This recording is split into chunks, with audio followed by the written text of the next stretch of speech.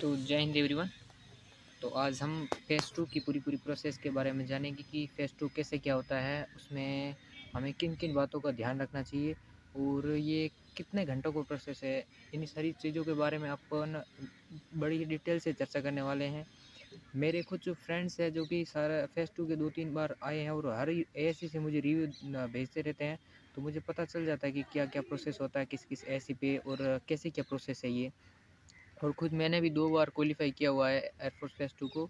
और इसके अलावा फ़ेज़ 2 काफ़ी डिफ़िकल्ट चीज़ है, ऐसा नहीं कि बहुत ही सिंपल चीज़ है।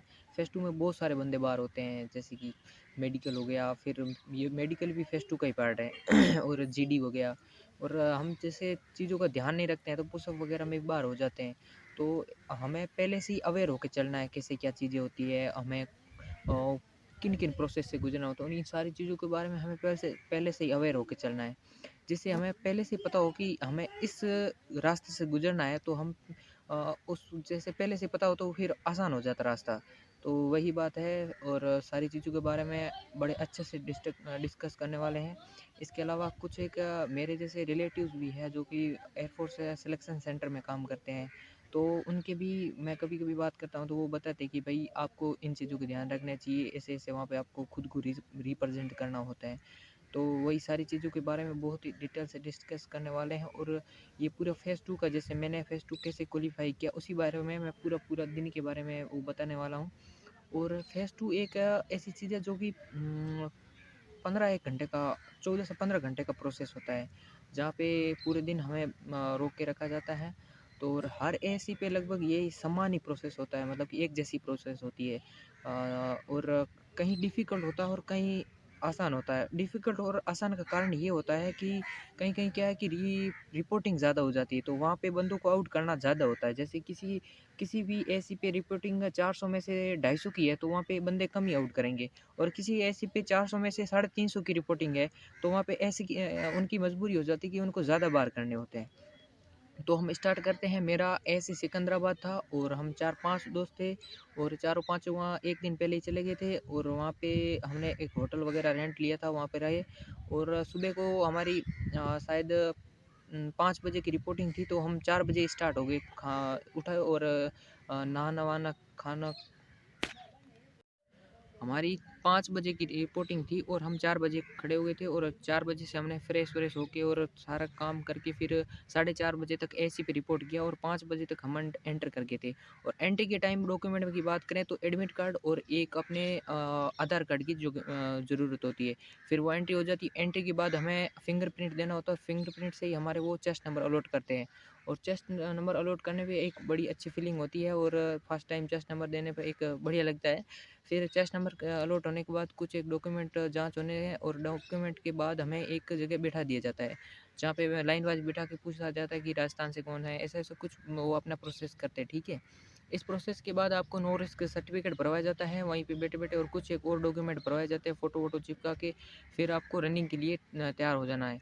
रनिंग के लिए यहीं से आपको जैसे टाइम इतना ही मिलता है, कपड़े वगैरह चेंज करने हैं, तो वहीं बैठे हैं वहीं पे चेंज कर सकते हो। और फिर यहाँ से आपको आगे बढ़ना होता है। मैंने तो चेस्ट नंबर जहाँ मैंने चेस्ट नंबर पहने थे, वहीं पे मैंने चेस्ट नंबर के साथ-साथ अपने नाइटी वगैरह चेंज कर दिया था और टी-शर्ट वगैरह पहन लिया था। फिर आगे जब ये डॉक्यूमेंट की प्रक्रिया हो जाती है तो आगे जाते हैं, वहाँ पे होता है अपने रनिंग का ट्रैक पे ले जाया जाता है। रनिंग की ये अब रनिंग की प्रोसेस है, अब रनिंग होगी, जिसमें रनिंग ट्रैक पे ले जाया जाता है। रनिंग ट्रैक पे ले जाने से पहले बीच में बाथरूम वगैरह होते हैं, जहाँ पे आपको वैसे पेशाब वगैरह करना होता है वो कर लेते हैं, ठीक है। और किसी जैसे अम्बाला एसी है, अम्बाला पे क्या होता है कि ट्रैक एसी के अंदर नहीं है, आपको बस में बिठा के दूर ले जाया जाता है। वहाँ पे आपको मतलब कि काफ़ी 500 1 मीटर दूर ले जाया जाता है, वहाँ पे रनिंग ट्रैक है और वहीं पे होती है आपकी वो रनिंग वगैरह, फिर वापस ले आया जाता है। तो ये था।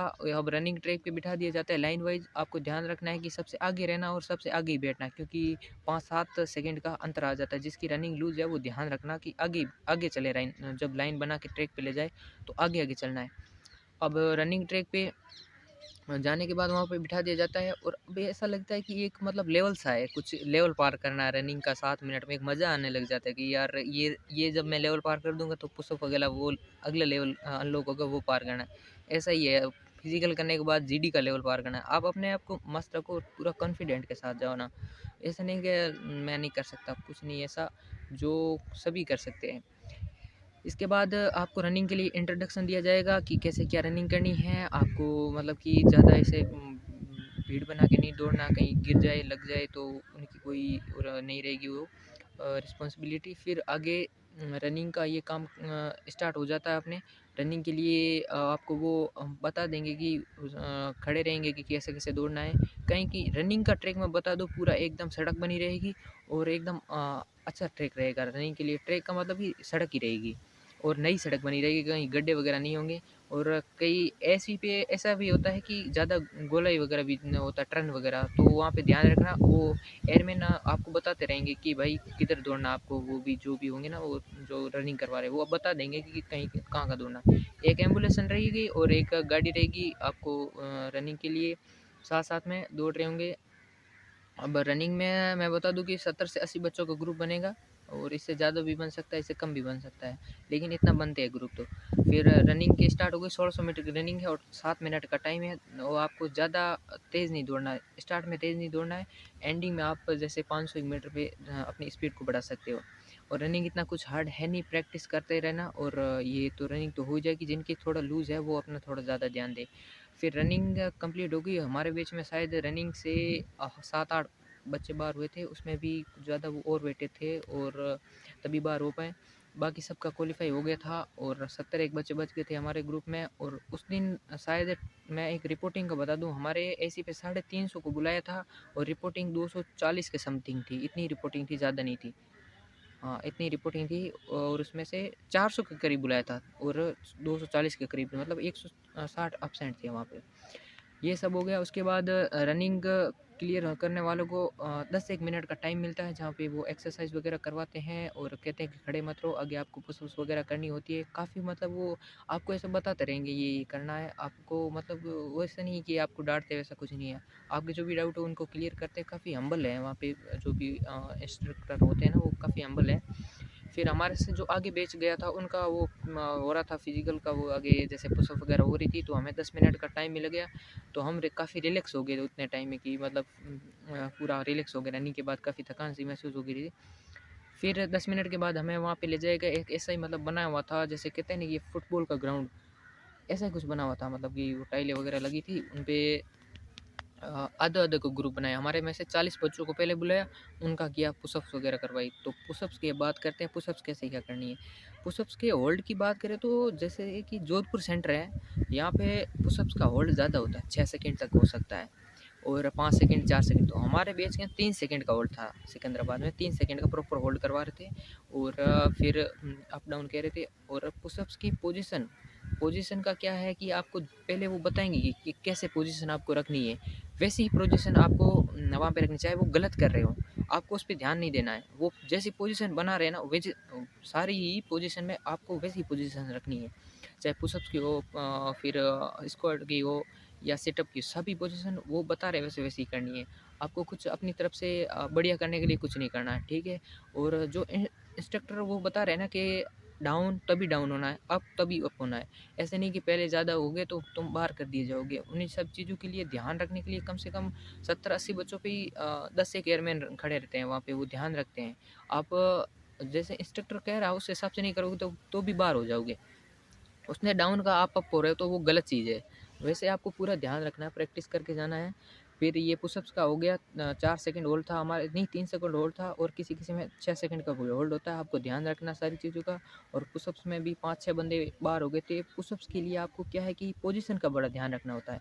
जैसे कि पोजीशन पूरा स्ट्रेट होना चाहिए और हाथ का ध्यान रखना चाहिए। हाथ को बाहर की तरफ नहीं खोलना चाहिए, अंदर की तरफ खोलना चाहिए। और यदि आपको पुशअप्स की पूरी मतलब कि कैसे क्या करनी है, कितना होल्ड करना है, वैसे पूरा मैं बता दूंगा, पोजीशन का एक वीडियो बना दूंगा पूरा तभी। और फिर आगे बात करते हैं अपन इसकी सेटअप की। पहले स्क्वाड हुई थी, इस स्क्वाड में क्या था, आपको स्क्वाड में यही था, वो पोजीशन बता रहे थे, उस पोजीशन के हिसाब से करना था। और स्क्वाड के बाद में स्क्वाड भी हो गई। फिर स्क्वाड में 2-3 बच्चे बाहर हुए। फिर सेटअप में सेटअप 20 करवानी ही थी और नहीं सेटअप 10 थे और उसमें भी पोजीशन का काफ़ी ध्यान रखना होता है, वो कैसे कर रहे हैं वैसे वैसे आपको करना होता है। और इसमें भी 10 पुशअप्स और सिटअप और स्क्वाट तीनों में ही 10 एक बच्चे बाहर हुए थे। टोटल अभी तक 20 बच्चे आउट हो गए थे 80 में से। अब आगे जीडी की बारी थी और अब हमें वहाँ से जिनका फिज़िकल हो गया वहाँ पे 10 मिनट के लिए रेस्ट दिया, फिर पानी-वानी पी के वहाँ पे एक बड़ा-सा हॉल था जहाँ पे 201 बच्चे बैठ सकते थे। पूरे बच्चों को वहाँ पे लेके बिठा दिया गया और हॉल में जाके जाने के बाद में अपने को कुछ डॉक्यूमेंट भरने होते हैं, जैसे कि 10th के पीछे कुछ लिखना होता है, नेम-वेम, ऐसे कुछ बहुत सारे डॉक्यूमेंट भरने होते हैं पूरे दिन ही। फिर तब तक 8 बज चुके थे और फिर 8 से 2 घंटे तक डॉक्यूमेंट की प्रोसेस रही। फिर 10 बज गए, वहाँ पे आप सबको चेस्ट वाइज़ नंबर बिठाएँगे, चेस्ट नंबर वाइज़ बिठाएँगे। फिर 10 बजने के बाद में आपको आगे अब जीडी की तैयारी होने लगी थी। जीडी के लिए हमारे 2 जगह जीडी हो रही थी। एक मैम ले रही थी, एक दूसरा था सरदार था वो ले रहे थे। तो जीडी के लिए 20-20 बच्चों का, अब जीडी की बात कर लेते हैं हम पहले। जीडी क्या है? जीडी के लिए 20 बच्चों का ग्रुप बनेगा। जैसे कि आपके चेस्ट नंबर से जो आपके आस-पास के जो चेस्ट नंबर के हैं ना, उन 20 बच्चों को उठाया जाएगा। जैसे चेस्ट नंबर 1 से 20 तक ले गए, फिर ये 20 से 40 तक ले गए, एब्सेंट को हटा के, ठीक है? ऐसे ही ग्रुप वाइज़ 20-20 बंदों को ले जाएँगे। तो आपको हाँ, जीडी करने से पहले आपको पूरा कॉन्फिडेंट रहना कि यार कुछ नहीं है, मैं बस बोलना है, एक टॉपिक देंगे और मैं बोल जाऊँगा। जब भी हॉल में एंटर करो उससे पहले आप पॉजिटिव माइंड से एंटर करना है। जीडी में आपको बता रहा हूँ पूरा, अब मैं चीज़ों को एक्सप्लेन करूँगा, जीडी के बारे में अलग से एक वीडियो लाऊँगा। जीडी में कोई बाहर होने का चांस ही नहीं है, थोड़ा बहुत मेहनत कर लेना, आप जीडी में पक्का क्लियर कर जाओगे। अब मैं मेरे साथ क्या प्रोसेस हुआ था हमारे ग्रुप में, वो बताता हूँ मैं। हमारे ग्रुप को जीडी के लिए बुलाया गया, वहाँ पे एक मैम थी और एक सर थे। 2 ही मोस्ट ऑफ ऑल 2 ही इन्विजिलेटर होते हैं जो कि आपको जीडी करवाते हैं, ठीक है? अब जीडी के लिए आपको एक यू सर्कल में बिठा दिए जाते हैं और सामने बैठ जाते हैं 2 वो ऑफिसर, ठीक है? और आपको वहाँ पे डिसिप्लिन के साथ जाके आराम से बैठ जाना है, ना कोई हड़बड़ाहट, ना कोई पसीना, बस आराम से बैठ जाना है कि बस मुझे अब जीडी देनी है और कुछ नहीं है, मुझे कोई इंटरव्यू देना है बस। फिर फर्स्ट ऑफ ऑल वो करेंगे, आपको एक टॉपिक बता देंगे जाते ही, कहेंगे भाई ये आपका टॉपिक है on speak on this topic, okay? And after that they तुम्हें कुछ सुनाएंगे उस ऑडियो में। अब तो क्या है कि ऑडियो में सुनाना स्टार्ट कर दिया है, तो वो ऑडियो में सुनाएंगे ऐसा कुछ, जैसे कि टॉपिक के बारे में मोस्ट ऑफ जो भी थिंग्स होती है ना, जैसे कि कुछ भी ऐसे इंपॉर्टेंट हेडलाइन बुलेट पॉइंट्स सुनाएंगे तुम्हें टॉपिक के बारे में। वो आपको जब तक ऑडियो चल रहा है आपको बिल्कुल इस शांति के साथ वो चीज़ें सुननी है और नोट डाउन करते रहना है आपकी उस रफ़ पेज पे। आपको एक रफ़ और फेयर पेज देंगे। आपको रफ़ पेज पे अपना रोल नंबर वगैरह, नाम वगैरह लिख के और चेस्ट नंबर लिख के वहाँ पे आपको आराम से वो लिखते रहना है। जो भी बुलेट पॉइंट कह रहे हैं ना, आपको जो याद रह रहे हैं उनको लिखते रहना, ठीक है? तो वो शायद तक 5-1 मिनट को एक एवरेज स्पीड जिसमें अपन आराम से सुन सकते हैं, ऐसी स्पीड में वो आपको ये सुनाएँगे, ठीक है? ये आपको मैंने बता दिया कि आराम से सुनते रहना और लिखते रहना है साथ-साथ में, सुनने के साथ में। आपको ऐसे डि कंफर्टेबल हो के आराम से सुनते रहना है, ठीक है? और सुन के लिखना है बुलेट पॉइंट। जब ये आप लिख दोगे तो आपको रफ पेज और अपने मन से उस टॉपिक के बारे में, टॉपिक की हेडलाइन बना के फेयर पेज में ये सारी चीज़ें लिखनी होती है, जो आप मन से और उसके अलावा हाँ, जो आपने रफ पेज पे नोट किया है कुछ एक बुलेट पॉइंट, आपको 10 एक पॉइंट लिखने होते हैं। बढ़िया एकदम क्लीन क्लीन, ज़्यादा नहीं, मतलब फिर 2-3 मिनट का टाइम देंगे, उसमें आपको ठीक-ठाक लिखना हो जाता है। जैसे कि आपको कोई आगे वाला पढ़ना चाहे ना, तो वो पढ़ सके, ऐसा कुछ लिखना है। मतलब ठीक-ठाक हैंडराइटिंग होनी चाहिए, यही कहना मेरा। और इसके बाद लिखने के बाद आपको अब टॉपिक के अब आपको वो टाइम देंगे कि अब आप ना आपको खुद को इंट्रोड्यूस करो और साथ में टॉपिक का इंट्रो भी दो। और कभी-कभी वो ये कि भी कह देते हैं कि अ, आप अपने फैमिली बैकग्राउंड को मत बताओ। कभी-कभी कहता है कि आपको एजुकेशन बैकग्राउंड को नहीं बताना है। तो जो जैसे बता रहे हैं ना, वैसे ही आपको इंट्रोड्यूस करना खुद को। इंट्रोड्यूस करने की मैं बात बताऊँ तो आपको करीबन 1 मिनट से हमारे ग्रुप को कभी एक ऐसा बंदा था 1 डेढ़ मिनट बोल गया था। तो आपको टाइम मिलता है, आप जब तक बोलते हो तब तक ये रोकते नहीं हैं, आपको बोलते रहना है, ठीक है? तो 1 मिनट का टाइम मिलता है, ठीक है? Most of all her AC पे 1 मिनट का टाइम मिलता है, कहीं-कहीं ज़्यादा भी मिल जाता है, ये दोनों ही लागू होते हैं। तो हमारे को 1 मिनट का टाइम मिल रहा था सभी को मोस्ट ऑफ ऑल, तो वो 30 सेकंड का इंट्रो बोलना है आपने खुद का, जैसे कि आप कहाँ से हो, आपकी क्या-क्या क्वालिफ़िकेशन है, फिर आपको क्यों एयरफोर्स जॉइन करना है, इसके अलावा फैमिली बैकग्राउंड को बताओ, फिर आपके पॉजिटिव पॉइंट्स बताओ, आपकी क्या हॉबीज़ है, ये सारी चीज़ें बतानी है एक 30 सेकंड में। ज़्यादा इस रफ्तार में भी ना बताना और ज़्यादा स्लो भी नहीं बताना, और एक वॉल्यूम में बोलना जैसे सबको सुनाई दे, और कंफर्टेबल होकर आराम से बोलना है, ठीक है। 30 सेकंड ये बोलने के बाद आपको टॉपिक का इंटर बोलना है। रफ कॉपी में आपने जो इंटर किया है और वो फेयर कॉपी आपसे ले ली जाएगी, उसके बाद वो चेक करेंगे एक दूसरे जो बैठे हैं ना, दो में से एक चेक करेगा वो रफ कॉपी को, ठीक है। तो आपके पास सिर्फ फेयर कॉपी ले लेंगे और रफ कॉपी होगी सिर्फ, और रफ कॉपी से आपको जो भी पॉइंट अच्छे लगे वो आपको इंट्रो में सुना देना है। इंट्रो आपको बढ़िया देना है, मतलब first impression is bed not good होना चाहिए, बेड नहीं होना चाहिए। तो वही तो फर्स्ट इंप्रेशन बढ़िया होना चाहिए, इसके लिए आपको इंट्रो में बढ़िया लाइन बोलनी है, आपके जो भी कह मन से को वो भी बढ़िया बोलनी है। हाँ, टॉपिक का इंट्रो वगैरह देने के बाद में ये सारी चीज़ें हो जाएंगी। इसमें 1 मिनट लगेगा, सबको 1-1 मिनट दिया जाएगा। इसमें भी आपको 20 मिनट लग जाते हैं पूरे ग्रुप का इंट्रो होने में, ठीक है। अब आपको वो कहेंगे कि you can start your group discussion and, तब आपको स्टार्ट कर देना है। तब शुरुआत में फिश मार्केट ज़्यादा क्रिएट होता है, जैसे बंदे एक साथ बोलने लग जाते हैं, जैसे उसको 2 मिनट का ही ग्रुप डिस्कशन है, ऐसा नहीं है। आपको मौका मिल रहा है स्टार्ट में बोलने को और आप बढ़िया बोल रहे हैं बिना अटके, तो आपको स्टार्ट में बोल देना है एक आध लाइन। तो क्या है कि फिर प्रेशर नहीं रहता है कि मैं अभी तक नहीं बोला। फिर आपको यदि मौका नहीं मिल रहा है तो आप फिश मार्केट क्रिएट करने की कोई ज़रूरत नहीं है। जैसे मैं मेरी बताऊँ तो मेरे को स्टार्ट में बोलने का कोई मौका मिला ही नहीं था, ठीक है। मैं बोल रहा था तो बीच में बच्चे बोल रहे थे तो मैंने कैंसिल कर दिया, मैं बोला नहीं।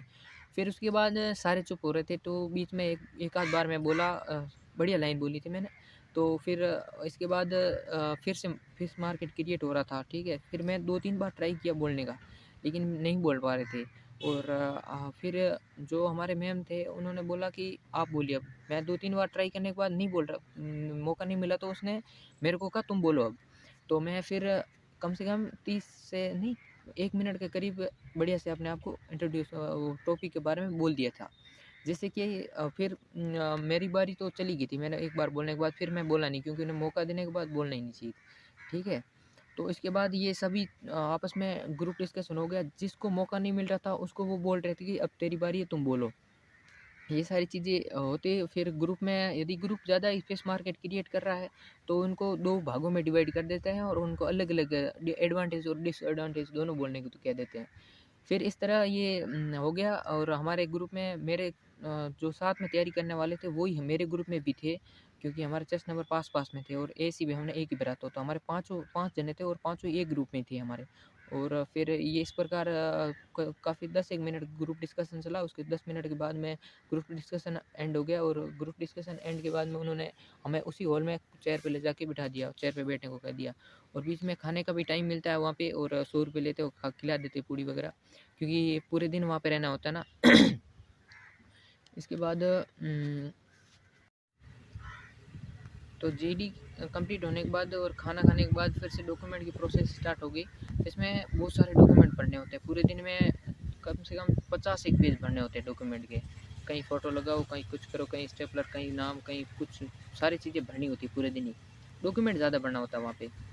तो डॉक्यूमेंट को आपको सही से भरना होता है, कुछ भी समझ में आए वो आपको बता देती कि ऐसे-ऐसे भरना है। फिर भी कुछ ना समझ में आए तो गलत नहीं भरना होता, उनको आपको फिर आपको मतलब मार पड़ सकती है, क्योंकि घर वो धमकाते हैं, फिर इंसल्ट हो जाती है ना। तो आपको पूछ लेना, वहाँ पे बहुत सारे खड़े रहते हैं, उनको पूछ लेना कि भाई ये कैसे पढ़ना है, कुछ समझ नहीं आ रहा है, तो वो आपको बता देंगे आराम से।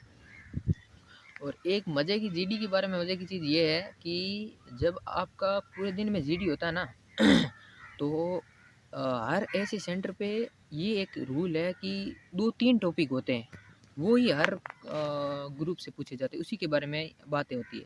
मतलब कि जैसे 3 टॉपिक उठा लो, एनवायरनमेंट के बारे में, मीडिया के बारे में और यूथ इन पॉलिटिक्स के बारे में। ये तीनों टॉपिक ही पूरे दिन ही सर्कुलेट होते रहते हैं।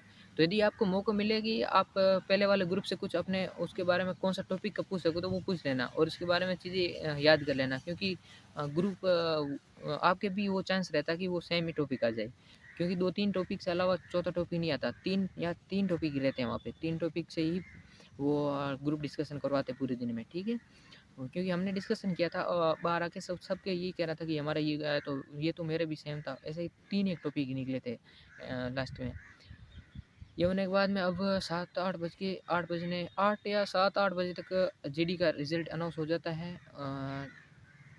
तब सभी नर्वस फ़ील कर रहे होते हैं, यार क्या होगा, मेरा होगा कि नहीं होगा? सभी जीडी का कुछ पता नहीं है, किसी को बाहर कर दे, किसी को अंदर ले ले। तो सभी का रिज़ल्ट अनाउंस होने से पहले काफ़ी नर्वस फ़ील कर रहे हैं। फिर मैम ने वन बाय वन नाम अनाउंस किए और उनको आगे बुला लिया। शायद 15-16 बच्चे थे, उनको आगे बुलाया और जीडी में, और उन्होंने कहा कि rest of all you are qualify phase 2, note GD, you are qualify GD. And उनको भी काफ़ी मोटिवेट किया कि यार अगली बार आओ और आप पेपर क्वालिफाई करो, और ये तो मतलब कि लाइफ का पार्ट है, आप बाहर हो गए तो कोई बात नहीं है, और मौके मिलेंगे बहुत ज़्यादा। ये सारी चीज़ें उनको समझाने के बाद उनको कुछ एक डॉक्यूमेंट भरवा के उनको फ्री कर दिया जाता है, और जो उनका जीडी क्वालिफाई हो गया उनको फिर आगे की प्रोसेस के लिए यानी मेडिकल के लिए आगे एडमिट कार्ड अलॉट किए जाते हैं। और मैं बता दूं भाई, हमारे वहाँ 16 बंदे ही बाहर हुए थे, क्योंकि हमारी रिपोर्टिंग कम थी। रिपोर्टिंग कम हो तो फिर बंदों को बाहर कम करते हैं और ज़्यादा लेते हैं, तो 16 ही बच्चे बाहर हुए थे और हमारे ग्रुप से कोई बंदा बाहर नहीं हुआ था। शायद 18 एक बच्चे थे हमारे ग्रुप में और 18 के 18 बंदों को ले लिया था। इसके बाद उन्होंने कुछ डॉक्यूमेंट भरवाए, फिर एक मेडिकल के लिए भरवाया admit card, medically admit card भरवाया, और 45-45 बंदों का ग्रुप बनता है मेडिकल के लिए, एक दिन में 45 बंदों का होता है, और वो भी चेस्ट वाइज नंबर होता है, जैसे कि आज 1 नंबर से 45 तक, बीच में एब्सेंट को लेके वो एक दिन में 70-80 बच्चों को हो जाता है, एब्सेंट हो जाते हैं 45 में से। फिर 4-5 दिन बाद मेडिकल था, और मेडिकल की एक अलग ही प्रोसेस है, वो काफ़ी लंबी प्रोसेस है, उसके बारे में हम बाद में बात करेंगे।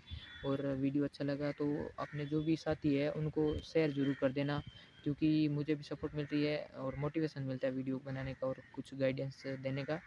और भाई कुछ भी डाउट हो तो कमेंट में पूछ लेना, और जीडी से बाहर मैं नहीं होने दूंगा आपको, क्योंकि जीडी की सारी प्रोसेस का पता ही है, अब कुछ नहीं है, जीडी कर लेंगे, और टॉपिक के जो जो इम्पोर्टेंट टॉपिक है उनके बारे में भी बता दूंगा, और सारी चीज़ें एक्सप्लेन करेंगे बढ़िया से।